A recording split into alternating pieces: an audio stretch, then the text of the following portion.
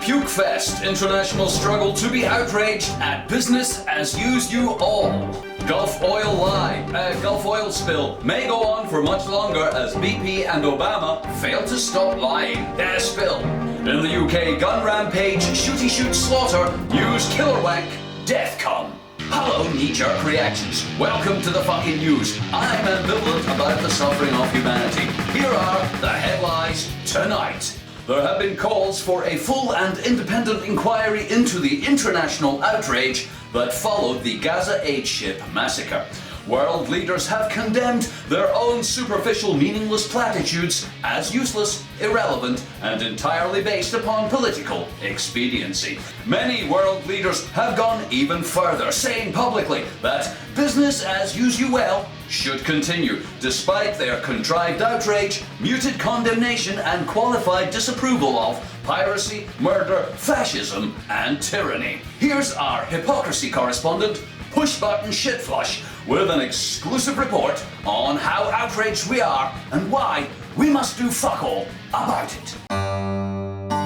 The Israel-Palestine conflict has defined Middle East politics for many years now, drawing Western and Arab countries into a prolonged search for words that sound good but mean nothing.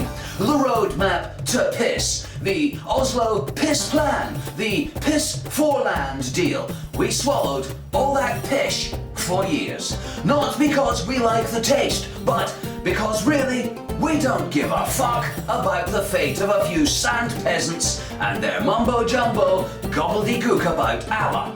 Nor do we care for God's chosen people and their endless slaughter of subhumans in the promised land, or their filthy little fascist medieval hocus pocus about God and what he wants.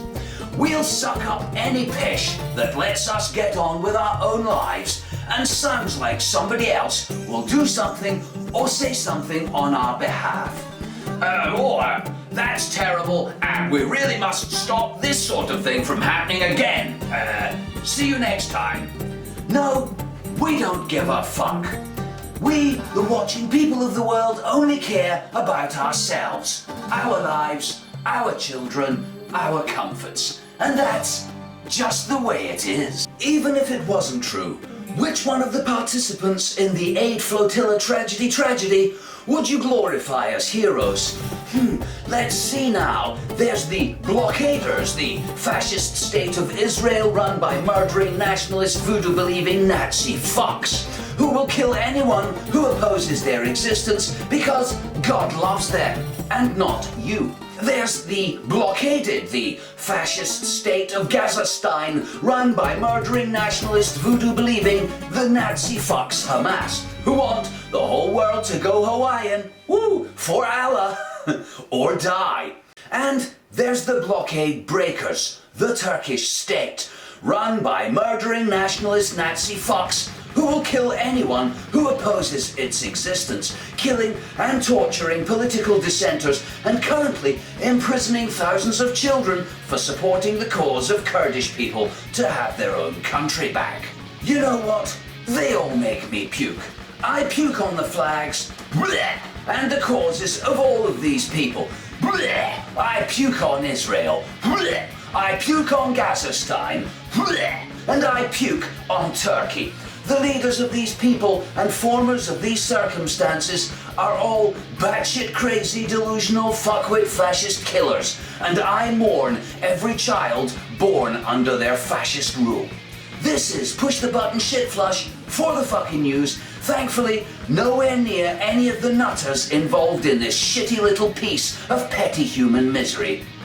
Back to you, ambivalent about the suffering of humanity. Thanks. In a related story, the Gulf of Mexico lie spill is the worst environmental lie the US has ever faced.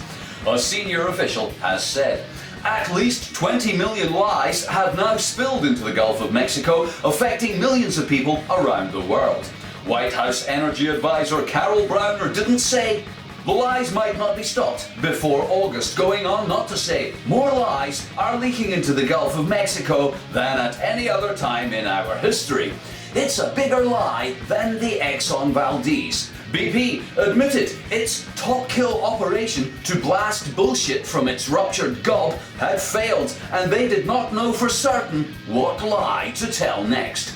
Meanwhile, a recent report by the Nigerian Conservation Foundation calculated that 1.5 million tons of lies, 50 times the pollution unleashed in the Exxon Valdez tanker disaster in Alaska, has been spilled in the Nigerian Delta in the past 50 years. Last year, Amnesty calculated the equivalent of 9 million barrels of oil was spilled. In fact, more lies are spilled from Nigerian network of terminals, pipes, pumping stations and oil platforms every year than has been lost in the Gulf of Mexico this year. But who gives a fuck about blacks? I mean that. And their filthy, unimportant lives. With 606 oil fields, the Niger Delta supplies 40% of all the crude the United States imports and is the world capital of oil pollution. Life expectancy in its rural communities has fallen to 40 years over the past 2 generations. Locals blame the oil that pollutes their land and can scarcely believe the contrast with the steps taken by BP and the US government to try and stop the Gulf oil lie. More on that story later. In the UK, gun rampage, quiet loner shooty kill, Theresa May, gun control visit the area. Drawing up laws to take away our kitchen knives, David Cameron Barr, Prime Minister, thoughts are with the families. Terrible tragedy, slaughter, details, ooh, listen carefully, ha ha ha, death, blood, bloody children, innocent, local.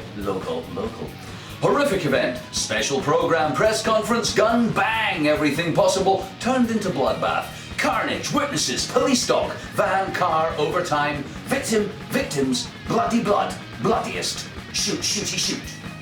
Killer sympathy, brother, mother, solicitor will, investigation inquiry, got back in vehicle before driving off. Later, dead in a field, turning gun on himself.